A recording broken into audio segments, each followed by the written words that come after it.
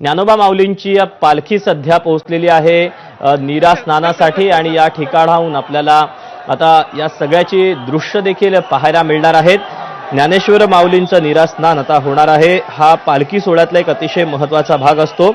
नीरा नदीच्या पात्रात माऊलींच्या पादुकांना स्नान घातलं जातं। ही जी परंपरा आहे याला एक खूप वेगळं महत्त्व आहे आणि ज्ञानोबा माऊली असा जयघोष करत हे सगळे वारकरी आता पोहोचलेले आहेत आणि आपल्यासोबत आता आपला प्रतिनिधी माऊलीहून या वारीमध्ये सहभागी झालेला आहे गोविंद शेळके। गोविंद, माऊलींच्या आता पादुकांना नीरेचं स्नान घातलं जाणार आहे। एक वेगळी परंपरा आहे, याचं देखील एक अनोखं महत्त्व आहे।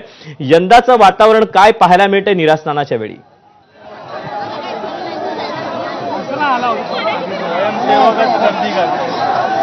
ही जी काही नीरा नदी आहे या नदीला भरपूर पाणी होतं, मात्र वारकऱ्यांसाठी आणि नीरा नदी मधील या माऊलींच्या पादुकाच्या स्नानासाठी हे पाणी कमी हो या ठिकाणी म्हणजे दत्त घाट म्हणून ठिकाण आहे। या दत्त घाटावरती नीरा स्नान पार पडतं।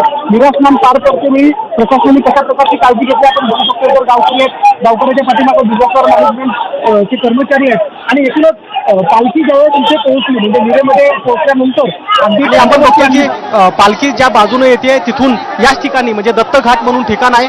या दत्त घाटावरती नीरा स्नान पार पडतं। नीरा स्नान पार पडतेवेळी प्रशासनाने कशा प्रकारची काळजी तर गावकरी आहेत, गावकऱ्याच्या पाठीमागे डिझास्टर मॅनेजमेंट चे कर्मचारी आहेत आणि एकूणच पालखी ज्यावेळेस इथे पोहोचली म्हणजे नीरेमध्ये पोहोचल्यानंतर ती खांद्यावरती आणली आणि खांद्यावर आणि तिसऱ्यांदा ज्यावेळी हा सगळा आषाढी वारीचा प्रवास पूर्ण करून हे वारकरी पंढरपूरमध्ये पोहोचतात त्यावेळेस पंढरपूरमध्ये गेल्यानंतर तिसऱ्यांदा चंद्रभागेमध्ये या माऊली महाराजांच्या लोक आलेले असतात, भाविक आलेले असतात आणि या ठिकाणी नीरा स्नान पार पडतंय। हेच ते नीरा स्नान आहे। नीरा नदीच्या पाण्यामध्ये माऊली महाराजांच्या पादुकांना स्नान घालण्याची प्रथा आहे। माऊलीच्या जयघोषामध्ये आपण बघतोय की हे स्नान घातलं जातंय आणि हे वीर पादुकांना स्नान घातलं जातं। आपण बघतोय की हेच तो विलक्षण क्षण आहे जो पाहण्यासाठी खरतर पंचक्रोशीतले लोक आलेले असतात, भाविक आलेले असतात आणि या ठिकाणी नीरा स्नान पार पडतंय। हेच ते नीरा स्नान आहे। नीरा नदीच्या पाण्यामध्ये माऊली महाराजांच्या पादुकांना स्नान घालण्याची प्रथा आहे। माऊलीच्या जयघोषामध्ये ज्ञानोबा युट्यूबच्या जयघोषामध्ये आपण बघतोय की हे स्नान घातलं जात आहे आणि हे वीर धरणामधलं पाणी आहे जे नीरेमध्ये सोडलं जात आहे। तर आम्ही यापूर्वी ज्याच्या वेळी वारी कव्हर करायला या ठिकाणी पोहोचायचो तर अनेक वेळा या ठिकाणी पाणी नसायचं। आज मात्र आपण बघतोय की प्रशासनावर मागच्या काही दिवसामध्ये पडलेल्या पावसामुळं हे पाणी कमी करण्याची वेळ आली। काल रात्री या पाण्याचा विसर्ग बंद करण्यात आला होता आणि याच पाण्यामध्ये आपण बघतोय की माऊली महाराजांच्या पादुकांना नीरा स्नान घातलं जात आहे आणि नीरा स्नान घातल्यानंतर या ठिकाणी दत्त घाटावरती ही माऊलींची पादुका आणल्या जातात। इथून अगदी काही फुटाच्या अंतरावरती सातारा जिल्ह्याची हद्द सुरू होते आणि त्यामुळं नीरा या गावातून निघालेला हा वैष्णवांचा मेळा आता सातारा जिल्ह्यामध्ये प्रवेश करणार आहे। आतापर्यंत जेवढे सगळे मंडळी होती वारकऱ्याच्या दिमतीला, मग ते महसूल प्रशासन असेल किंवा पोलीस प्रशासन असेल, हे सगळे पुणे विभागाचे लोक होते। आता आपण बघतो की पुणे जिल्ह्यातल्या प्रशासनाने इथून निरोप घेतलाय आणि इथून सातारा जिल्ह्यामध्ये हा सगळा सोहळा जातोय। साताऱ्यामधला मुक्काम आजचा लोणंदचा असणार आहे आणि लोणंदच्या अगदी बाहेर म्हणजे सातारा जिल्ह्याच्या सीमारेषेवरती आपण बघतोय की या ठिकाणी प्रशासनाने तयारी केली आहे आणि प्रशासनाने या ठिकाणी पालखीचं मिळणार आहे। नक्कीच गोविंद, खरं तर नीरा स्नान आणि अर्थात माऊलीच्या जयघोषाने टाळ मृदुंगाच्या आवाजानं संपूर्ण हे नीरेचं जे पात्र आहे ते दुमदुमून गेलेलं आहे। हे नीरा स्नान जे पूर्ण झाल्यानंतर पालखीचा एक अर्धा टप्पा पूर्ण झाला असं म्हणता येईल का?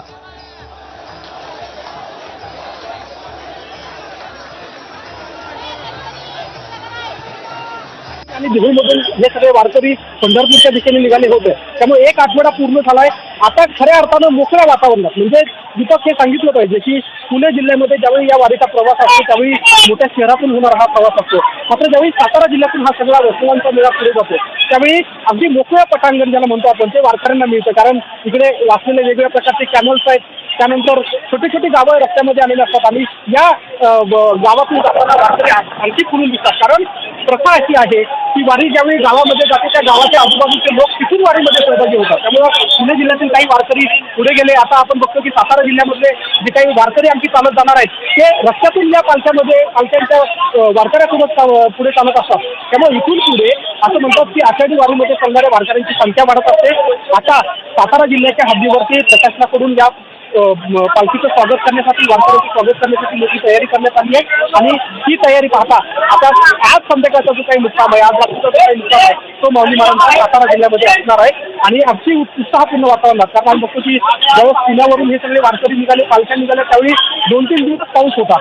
आता मात्र पावसानं थोडीशी उसंत दिली आहे. त्यामुळं मोकळ्या वातावरणामध्ये वारकरी अगदी पुढे चालत आहेत. आणि आषाढी वारीच्या या टप्प्यामधला पुणे जिल्ह्याचा निरोप देऊन आज रात्रीचा जो काही मुक्काम आहे तो माऊली महाराजांचा सातारा जिल्ह्यामध्ये असणार आहे. आणि अगदी उत्साहपूर्ण वातावरणात, कारण आम्ही बघतो की ज्यावेळेस पुण्यावरून हे सगळे वारकरी निघाले, पालख्या निघाल्या, त्यावेळी 2-3 दिवस पाऊस होता. आता मात्र पावसानं थोडीशी उसंत दिली आहे. त्यामुळं मोकळ्या वातावरणामध्ये वारकरी अगदी पुढे चालत आहेत. आणि आषाढी वारीच्या ह्या टप्प्यामधला पुणे जिल्ह्याचा निरोप देऊन आता हा सगळा वैष्णवांचा मेळा सातारा जिल्ह्याकडे कूच करतोय. दीपक. गोविंद, त्यासोबतच आपण बघितलं की पुणे जिल्ह्याचा आत्ता या संपूर्ण पालखी सोहळ्यानं निरोप घेतलेला आहे, सातारा जिल्ह्यात प्रवेश केलेला आहे. खरं तर हैबत बाबांची जन्मभूमी लोणंदचा मुक्काम याचं काय नेमकं वेगळं वैशिष्ट्य आहे?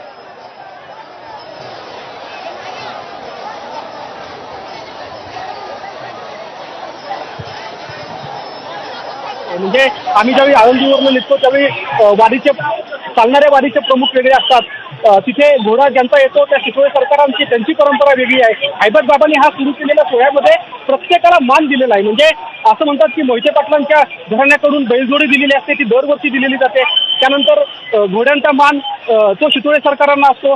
त्यामुळे हैबत बाबांच्या भूमीमध्ये साताऱ्यामध्ये ज्यावेळी हा सगळा सोहळा येतोय त्यावेळी वारकऱ्यामध्ये सुद्धा वेगळा उत्साह असतो. कारण आपण बघितलं की सुरुवातीपासून या परंपरा वारीमध्ये पाळल्या जातात. म्हणजे शेकडो वर्षाची परंपरा असलेल्या वारीचं सगळ्यात मोठं वैशिष्ट्य काय असेल तर ज्या परंपरा पाळल्या जातात त्यात कुठेही खंड पडत नाही. आणि ज्याच्या नावावरती ती परंपरा आहे ती अखंडितपणे चालू असते. तेव्हा आपण बघतो की 350 वर्षानंतर सुद्धा वारीमध्ये ज्या घराण्याला ज्या व्यवस्थेचा मान आहे तो परंपरा वारीमध्ये पाळल्या जातात. म्हणजे शेकडो वर्षाची परंपरा असलेल्या वारीचं सगळ्यात मोठं वैशिष्ट्य काय असेल तर ज्या परंपरा पाळल्या जातात त्यात कुठेही खंड पडत नाही. आणि ज्याच्या नावावरती ती परंपरा आहे ती अखंडितपणे चालू असते. त्यामुळे आपण बघतो की 350 वर्षानंतर सुद्धा वारीमध्ये ज्या घराण्याला ज्या व्यवस्थेचा मान आहे तो अबाधित ठेवला आजही जातो. परंपरागत तो जो मान असतो तो पाळलेला आपल्याला पाहायला मिळतोय. गोविंद, धन्यवाद दिलेल्या सगळ्या सविस्तर माहितीबद्दल आणि ही जी संपूर्ण दृश्य आमच्यापर्यंत आणि एबीपी माझाच्या प्रेक्षकांपर्यंत पोहोचवलीत याबद्दल.